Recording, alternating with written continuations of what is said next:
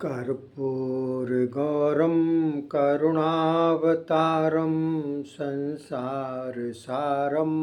भुजगेन्द्रहारं सदा वसन्तं हृदयारविन्दे भवं भवानी सहितं नमामि। बोलिए शंकर भगवान की जय। बोलिए शिव महापुराण की जय। बोलिए हिंदू सनातन धर्म की जय। देखिए साथियों, यह शिव महापुराण का 45वां अध्याय चल रहा है, जिसमें मधुकैटभ वब महाकाली का वर्णन किया गया है। तो मुनि बोले, हे ऋषि जी, अब आप जगत की माता उमा का चरित्र सुनाइए। सूत जी बोले, हे महात्मा पुरुषों, अब मैं उमा चरित्र कहता हूँ। तुम लोग धन्य हो जो उमा चरित्र को सुनना चाहते हो। स्वरोचिष नाम के मनवंतर में एक राजा हुआ है, जिसका नाम विरथ था। उसका सुरथ नाम का पुत्र हुआ, जो कि वीर पुरुष था। वह दानी सत्यवादी देवी भक्त था। इंद्र के समान पराक्रमी तथा तेजस्वी होकर ही वह राज करने लगा, किंतु अन्य 9 राजाओं ने मिलकर उस पर आक्रमण कर दिया। उससे राज छीनकर राज्य से निकाल दिया। वह घोड़े पर सवार होकर शिकार के बहाने वन को चला गया। वन में जाकर उसने एक सुंदर आश्रम देखा, जहाँ सभी जीव जंतु शांत होकर विचरण कर रहे थे। वहाँ मुनिजनों से स्वागत पाकर राजा उसी आश्रम में निवास करने लग गया। एक दिन उसके मन में विचार हुआ कि मैं बड़ा मंदभाग्य हूँ, जिससे अपना राज्य खो बैठा हूँ।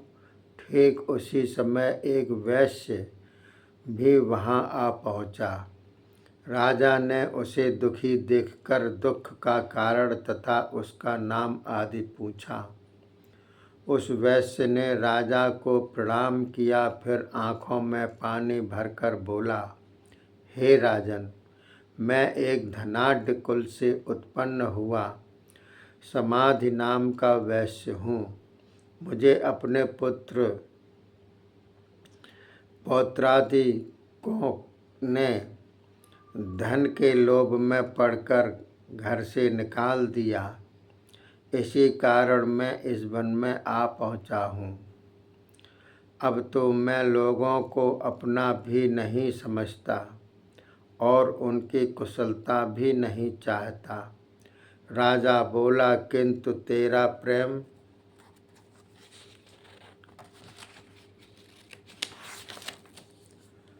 तो मूर्खों की भांति कुछ न कुछ उन पुत्र पौत्रादिकों में दिखाई देता है। यद्यपि दुराचारियों ने तुझे घर से भी निकाल दिया है। वह वैश्य बोला, हे राजन, आपका समझना सत्य है।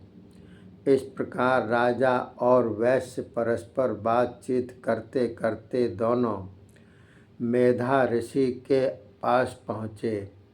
उन्हें प्रणाम करके अपना सभी वृतांत कह सुनाया और प्रार्थना की कि आप ही हमारा मोह दूर करें। ऋषि बोले, हे राजन, सबके मन को आकर्षित करके मोहित करने वाली तो सनातनी माया शक्ति रूपा देवी है, जो कि जगत की रचना पालन संहार किया करती हैं। राजा यह सुनकर बोला, हे स्वामिन, विश्व को मोहित करने वाली वह माया देवी कौन है, कृपा करके इसका वर्णन करें। ऋषि बोले, हे राजन सुनिए। जिस समय प्रलय हुई तो योगी राज विष्णु शेष शैया पर योग निद्रा में सो गए। तब विष्णु के कान के मैल से दो दैत्यों की उत्पत्ति हुई, मधु तथा कैटभ। इस नाम से वे विख्यात हुए। उन्होंने विष्णु की नाभि कमल में ब्रह्मा जी को देखा, उसे मारने के लिए तैयार हो गए और बोले, तू कौन है? ब्रह्मा जी ने उन दोनों दैत्यों को देखा, फिर विष्णु तथा परमेश्वरी देवी की स्तुति करने लगे। बोले, हे महामाये, शरणागतों की रक्षा करने वाली देवी, इन दैत्यों से मेरी रक्षा करो। आपको बार बार प्रणाम हो। आप ही इन दोनों दुर्धर्ष दैत्यों को मोहित करें, फिर नारायण को जगाकर मेरी रक्षा करें।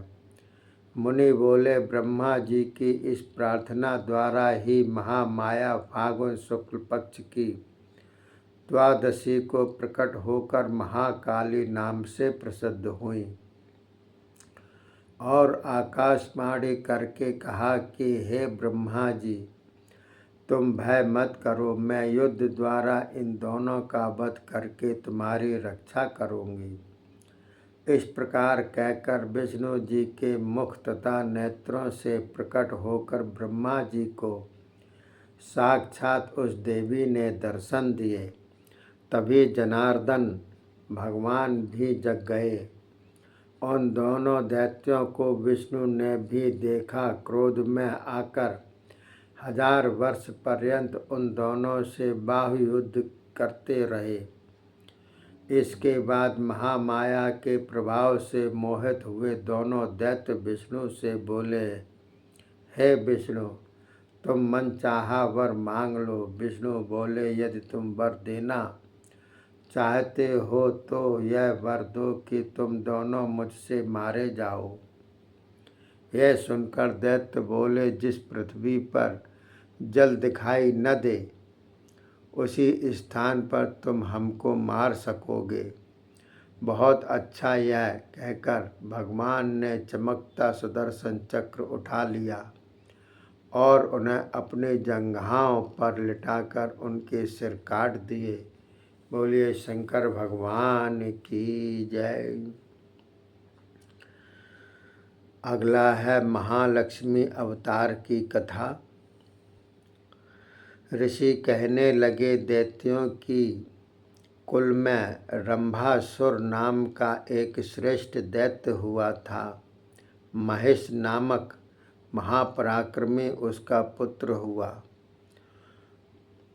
उसने युद्ध में सभी देवताओं को जीतकर इंद्र के सिंहासन पर बैठकर स्वर्ग का राज्य करने लगा।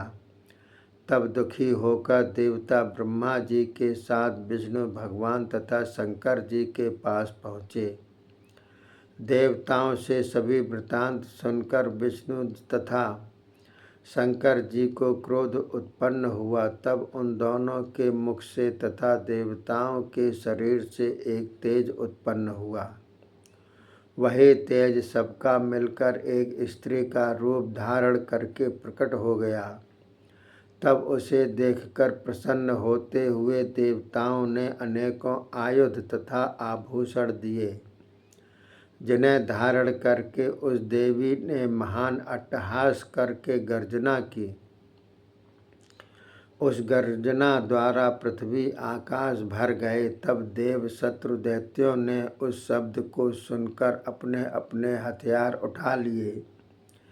महिषासुर भी सभी दैत्यों को साथ लेकर संग्राम करने यहाँ आ गया और महामाया को देखा। महामाया के प्रभाव से वहाँ आए हुए सैकड़ों दैत्यों के सभी शस्त्र बेकार हो गए। तब उस महामायेश्वरी ने अपने शूल शक्ति तोमरादि शस्त्रों द्वारा अनेकों चिक्षुरादि दैत्यों का विनाश कर दिया।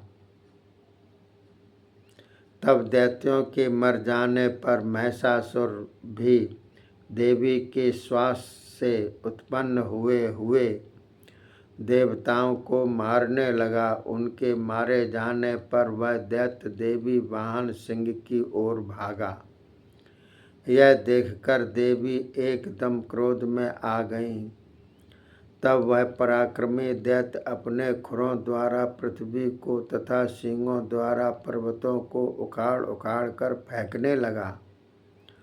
तब महामाया ने उससे के मारने का उपाय सोचकर दैत्य पर अपना पास फेंका। उसके बाद उस दैत्य ने महिष का रूप त्याग करके सिंह रूप हो गया। जगदम्बा ने झटपट उसका सिर काट डाला, किंतु फिर भी वह हाथ में तलवार लेकर खड़ा हो गया। तब देवी जी ने तलवार के साथ उसका हाथ काट दिया। तब वह हाथी बन गया। अपनी सूंड से सिंह को मारने दौड़ा। देवी जी ने उसकी सूंड काट दी। फिर वह राक्षस अपने रूप में आ गया। इस प्रकार के युद्ध से सब त्रिलोकी काँप उठी।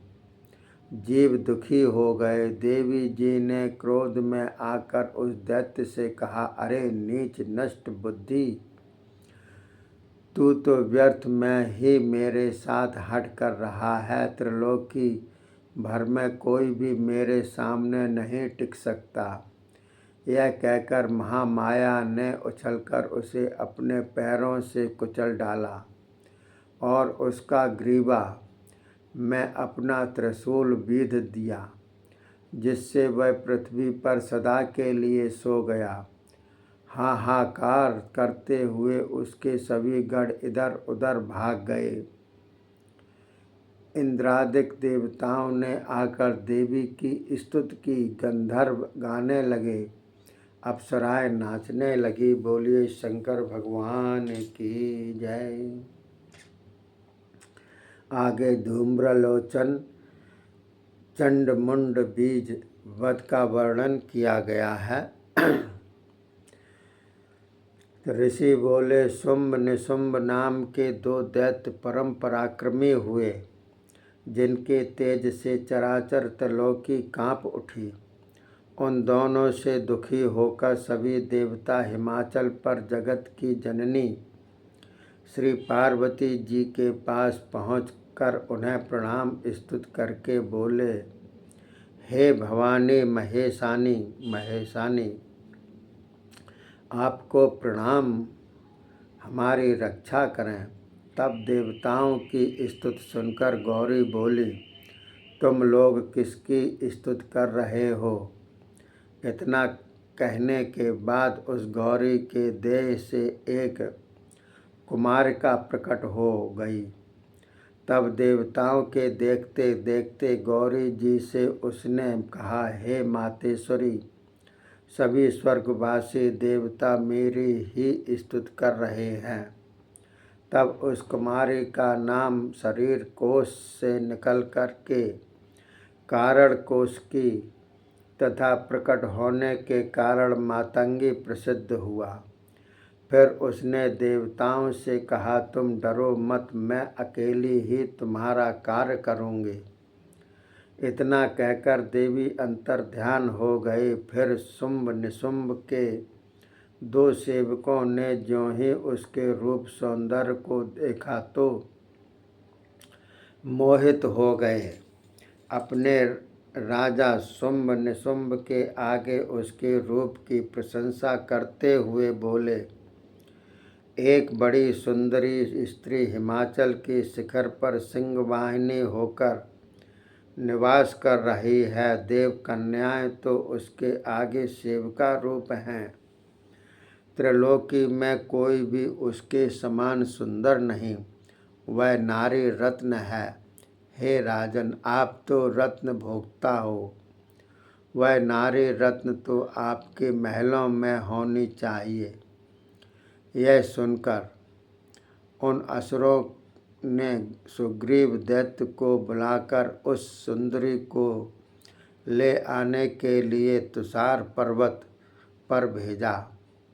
तब वह हिमाचल पर पहुंचकर माहेश्वरी जगदम्बा से बोला, हे देवी जी, इंद्रादिक देवताओं को वश में करके सभी रत्नों के भोक्ता शुंभ निशुंभ नामक 2 दैत्य ने मुझे आपके पास भेजकर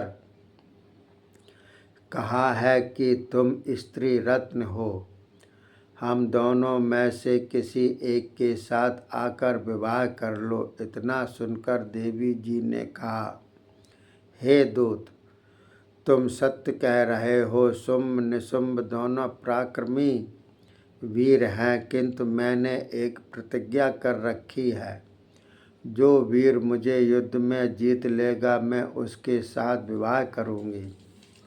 यही संदेश तुम उन्हें पहुंचा दो। तब आकर उस दैत्य ने शुंभ को सभी वृतांत सुना दिया। उसको क्रोध उत्पन्न हुआ, अपने सेनापति धूम्राक्ष से बोला, तुम तुषार पर्वत निवासिनी नारी को ले आओ। यदि प्रेम से ना आए तो युद्ध करके किसी न किसी प्रकार जबरदस्ती से ले आओ। यह सुनकर धूम्राक्ष हिमाचल पर पहुंचकर माहेश्वरी से बोला, हे देवी जी, तुम प्रेम पूर्वक हमारे स्वामी के पास चली चलो, नहीं तो मेरे पास इस समय 60,000 दैत्य हैं, उनसे मैं तुमको पकड़वाकर ले चलूँगा। तब जगदम्बा बोली, हे वीर, मैं कैसे करूं? अपनी प्रतिज्ञा तो मैं तोड़ नहीं सकती, युद्ध करके मुझे भले ले जाओ।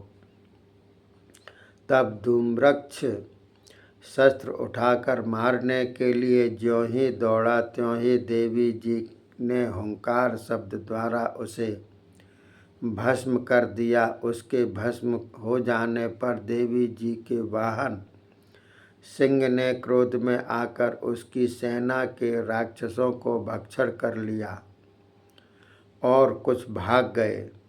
जबकि उस शुंभ ने अपने सेनापति धूम्राक्ष का मारा जाना सुना तो उसे क्रोध हुआ। तब चंडमुंड एवं रक्त बीज आदि देवत्यों को बुलाकर युद्ध के लिए भेज दिया। तब सिंह सवार उस जगदम्बा को देखकर वे दैत्य बोले, हे देवी, तू प्रेम पूर्वक शुंभ निशुंभ में से किसी को अपना पति बनाकर शोभा को प्राप्त कर। इतना सुनकर वह देवी बोली, जिनकी विष्णु आदि सभी देवता स्तुति करते हैं और जिनके तत्व को वेद भी नहीं जान सकते, उस पर ब्रह्मा परमात्मा की मैं सूक्ष्म प्रकृति हूँ, फिर भला किसी और को किस प्रकार